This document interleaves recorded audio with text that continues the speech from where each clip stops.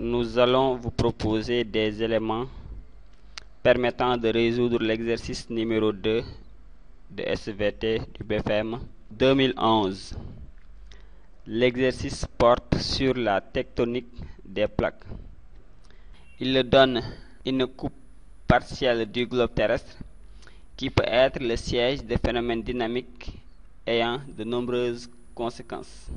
Alors, on nous demande d'indiquer la lithosphère et l'asténosphère, de nommer les reliefs géologiques représentés par les lettres A, B et C, de donner le nombre de plaques lithosphériques indiquées par des flèches inscrites sur la lithosphère le sens du mouvement de ces plaques et enfin de décrire les conséquences du mouvement de ces plaques au niveau des reliefs A, B et C.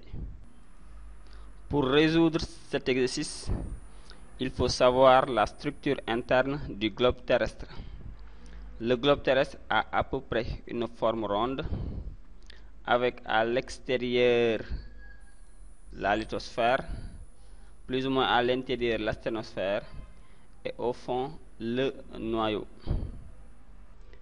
Ainsi, on peut venir tranquillement annoter notre chemin.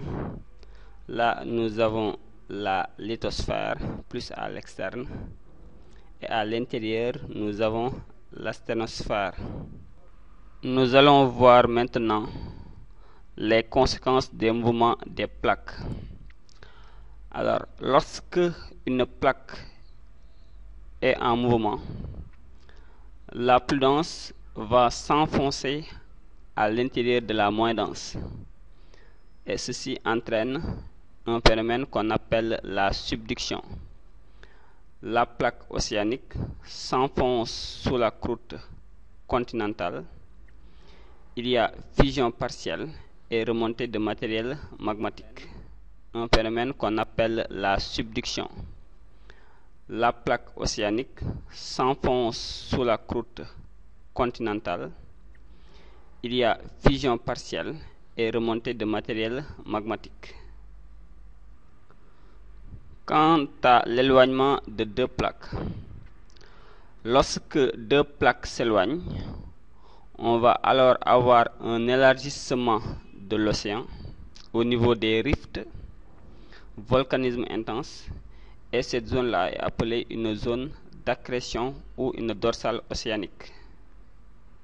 On peut alors noter les reliefs au niveau de A, B et C. Alors en A, nous avons une fosse océanique. En B, nous avons un rift. Et en C, nous avons une chaîne de montagnes. On peut maintenant donner le nombre de plaques et leurs mouvements respectifs. Là, nous avons la plaque A qui se déplace de la gauche vers la droite, comme indiqué par la flèche.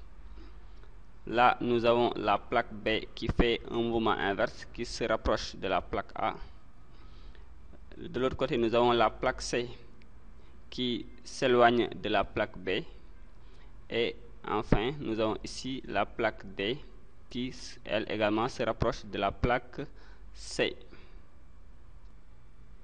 Les mouvements de ces plaques ont d'énormes conséquences au niveau de la Terre. Là, on constate qu'il y a élargissement de l'océan. À ce niveau, collision et naissance d'une chaîne de montagnes. On peut donc dire en A, nous avons une forte activité volcanique et sismique et une disparition de la lithosphère océanique. En B, au niveau du rift, il y a un élargissement de l'océan suite à l'éloignement des plaques B et C. Et en C, on a une collision qui s'accompagne de la naissance d'une chaîne de montagnes.